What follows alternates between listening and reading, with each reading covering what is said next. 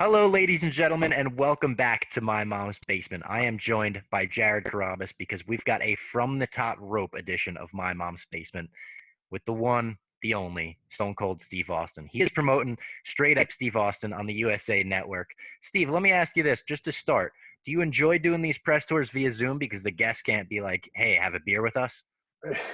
Yeah, man, it is what it is in today's world. On one hand, it kind of takes out all the travel, but everything's always better in person. But we're trying to deal with the situation at hand and do as best we can. So that's what we're doing. I mean, you mentioned like the travel aspect of it, taking out the travel. How much of a burden was the travel as a professional wrestler during your time? Man, I don't know. That's a hard question to answer, but the road goes with the gig, and that's half the battle is just traveling and being so dragged out from all that. And it's part of the fun of it too, and it's part of the learning process when you're riding down the road, whether you're an established veteran and you're rebooking a territory because you're not happy with it, or you're riding with a veteran and you're picking their brain and trying to get some knowledge from them. So these days a lot of guys are using tour buses and stuff like that. That's the aspect that I missed out on. I always wish that I was, would have been one of those guys that thought about riding in that tour bus to try to take a little bit of load off my body. So, what was 2020 like for you? I picture you as the kind of guy who's kind of built for lockdown, just hanging by yourself on the ranch. Was it business as usual or no? Hanging by myself at the ranch. We finally got a chance to, season one of Straight Up did really, really well. And finally, they greenlit it. We were going to do season two. And we were supposed to go to camera a long time ago, but we got pushed because of COVID. And then a window opened up and we were able to get our show in the can. Other than that, man, I watched a couple of things on Netflix with my wife, hung out with my dogs. I'm in northern Nevada right now. I've been riding my side-by-sides and four-wheelers damn near every single day and working on my cars and trucks. So I don't know that I've been productive, but I'm just trying to make the best out of the situation at hand. And it turns out with everything the way it is, I like to spend time by myself anyway. So all the things that I do, I just get a chance to hang out by myself. So as bad as it's been, I'm not going to say there's a silver lining in the cloud because there's not, but I've been able to at least occupy time. That's incredible. So, going back to straight up Steve Austin for a second, I really enjoyed the first season. I wanted to ask, since you've talked to all these different people from these different professions, different walks of life, have you found one that kind of produces personalities or people similar to pro wrestling where you feel like, oh, maybe comedians are just, you mesh with them, or athletes? What is the closest to pro wrestling in your estimation? Man, I'm sitting looking at the list right here, and what would be everybody's different. Can I go through the guests Of to answer your course. question? Like Luke Combs in country music, 9 straight number ones, 3 number one albums. So he's used to singing in front of crowds and telling stories. Well, I'm used to telling stories in front of a crowd as well. And singing. Yeah, badly. So, I mean, we hit it off. And I also happen to be a fan of his music, Ice-T, the OG of gangster rap. And we're riding around. I love cars. He does too. We're riding around a lowrider. When you ask Ice-T a question, he's dropping knowledge. So he's amazing. Bert Kreischer, stand up. I like to think that I'm funny, but I ain't no stand up. And hanging out with this guy is crazy. Tiffany Haddish, if you've seen her stand up, it'll knock your socks off. Hysterical. As an actress, she's on fire. She's one of the most charismatic people I've ever met. She possesses this charisma, which is almost like an electricity that comes out of her. And I've only met a couple of people like that, and she's one of them. Steve-O, I'm a Jackass fan from way back. When I was on top, so was Jackass. Mm-hmm. So we were running roughshod together. And who would have thought, all back in the day, all those people, I mean, all the things that Steve-O did, and to talk to him all these years later, and he hit a down spot and then made a comeback. When you talk to that guy, he's smart as hell. Mm-hmm. And he's just a really well-spoken guy. So I could go on and on with this damn list, but I had something in common with everybody here, no matter where they came from.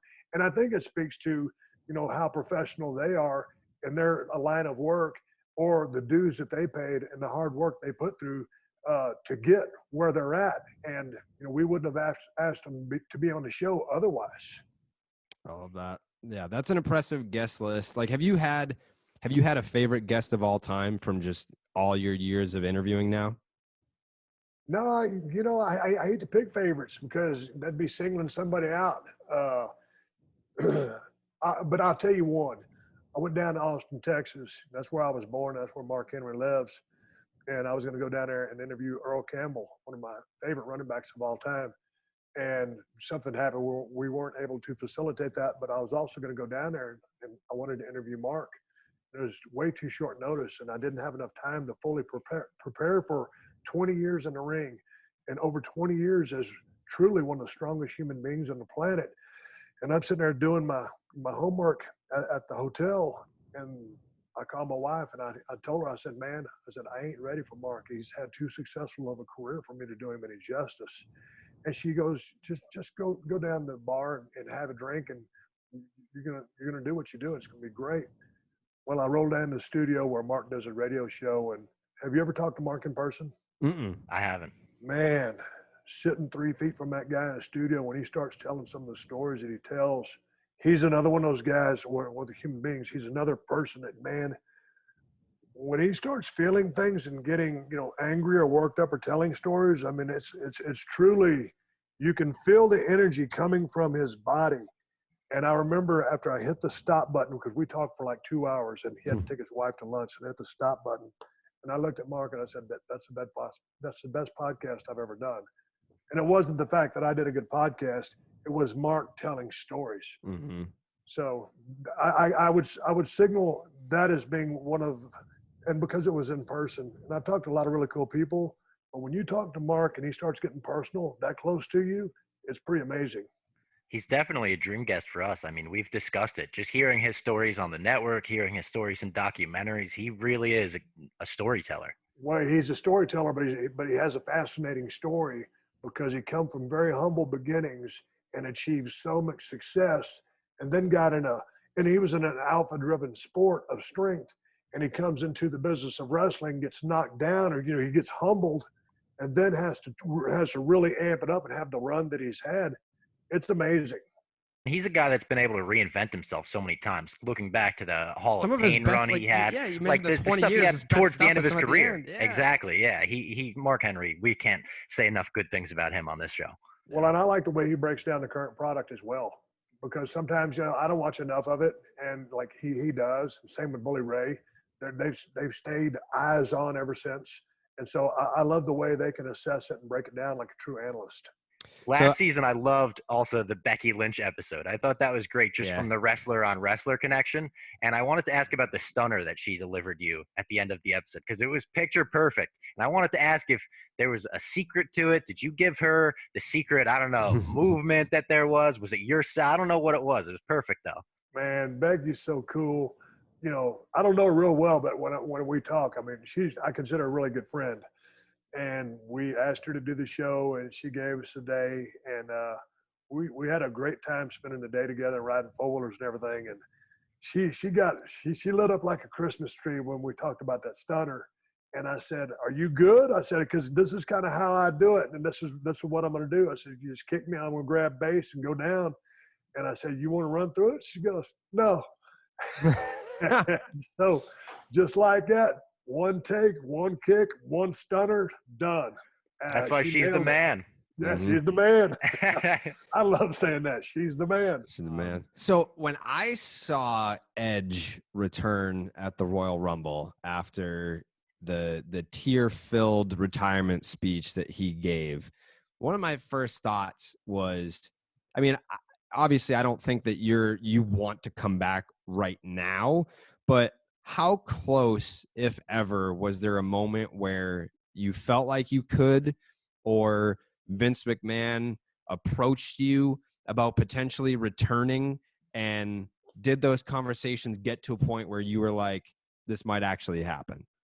There had been a couple of carrots dangled in front of me back in the day, to do a match. This was many years ago. And I said no. And then some huge names. And I said no, because, I'm done. So, I think there was a buzz. Someone was asking me earlier today that I was going to make a comeback. And I'm like, man, who started that rumor. I'm not going to make a comeback. I'm not going to have one more match. I'm not doing nothing. I'm done. And I didn't want to retire when I had to retire. I did not. And it took me a long time to get over that. But whatever memory I left in people's minds from whenever I walked away in 2003, that's what I wanted to remember. I'm in pretty damn good shape. I take pride in staying as good a shape as I've stayed in. But I don't want people to remember me now. Me, I'm speaking personally about me, not anybody else that makes these comeback matches. I don't want anybody to remember me trying to come back and have a match just for old time's sake or because I need an adrenaline shot or anything else. I want people to remember me from the hell-raising, mud-hole stomping guy that I was back in the day. End of story. Did you ever think about getting into coaching, maybe even in a role that Dusty Rhodes had down at the Performance Center where he was sort of coaching promo class and stuff like that? Did that ever appeal to you? I wouldn't mind going down there and spending a couple of days with the kids. I'm not trying to book myself into a job, but like a couple, for lack of a better term, like a couple of days seminar, or a Q&A, because I don't want to preach. Like when I preach, or like when I'm talking to someone and I'm talking about what helped make Stone Cold, doesn't really mean that that's going to work for you. Like the way Undertaker did it was different the way I did it. And the way Rock did it was different than, so everybody has a different formula. So I'd like to go down there and do like Q&As, help people with whatever questions they would have. I'd like to drop my 411 and then also have just a list of things that I would, tell people to focus on from the get-go. So, like when I got into business, no one ever told me, I learned the mechanics and a little bit of psychology from Chris Adams in Dallas, Texas, but he never told me, Steve, you need to think about a character. You need to think about who and what you are, because who and what you are is going to help you make decisions about how you're going to act in certain situations. Or you need to learn how to talk, because by talking, you sell tickets, because that's what this is all about, selling tickets. So few basics, things that you plant in people's seeds, and I think they're doing that to a large degree down there now, but hey, only I have my perspective, so I would like to give mine. Right. I think one of the best things about your career is that when you think about other all-time greats, they all have that one defining moment. Like you can throw out a name and it's like, I think of that moment. But for your career, there are multiple and it's debatable. So for you, like when you close your eyes and think back on your career, what one moment stands out to you personally? Well, I don't do that, because I really, I don't think about what I used to do anymore. But I appreciate you guys, having me on the show and watching my career. But if I was going to close my eyes, that being a bloody mess at the end of WrestleMania 13, or trying to get out of that sharpshooter, because now I've done that match and I've seen, the pictures of me trying to get out of that and that becoming an iconic image in the history of the business, a very important moment, and executing a double turn, or that feeling, laying there in that blood, was one of the best feelings of my life. 17 with The Rock was awesome.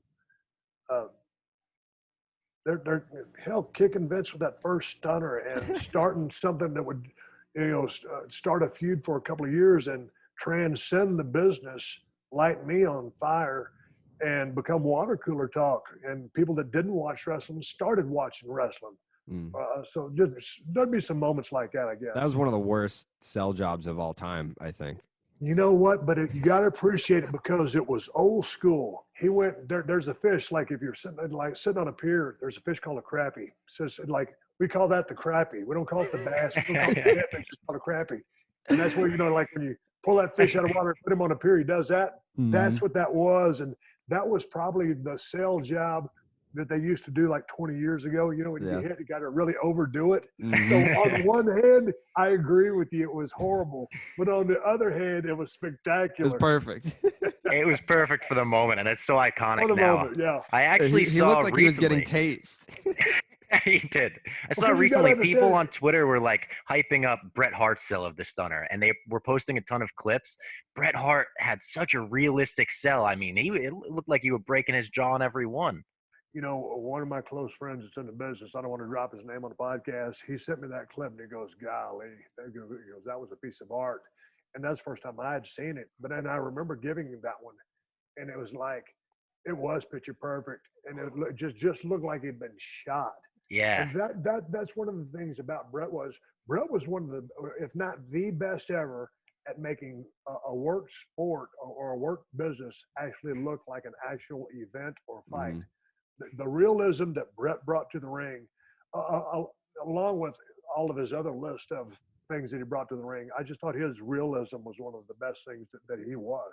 You are directly responsible for probably, I don't know, 70% of the top 25 crowd pops in wrestling history.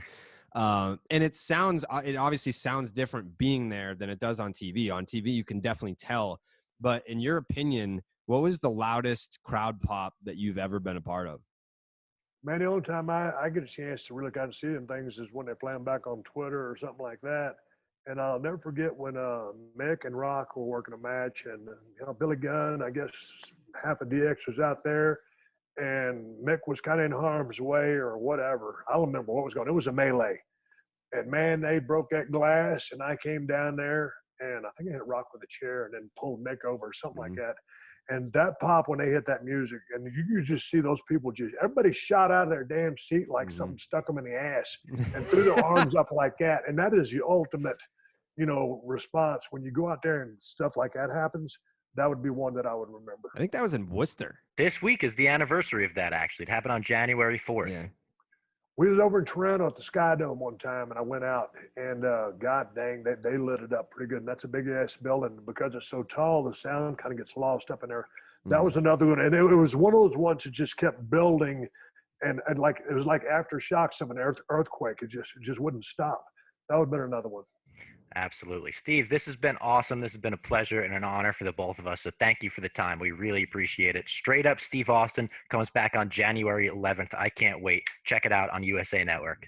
Thank you, guys. Help me push the show. I'll catch you down the road.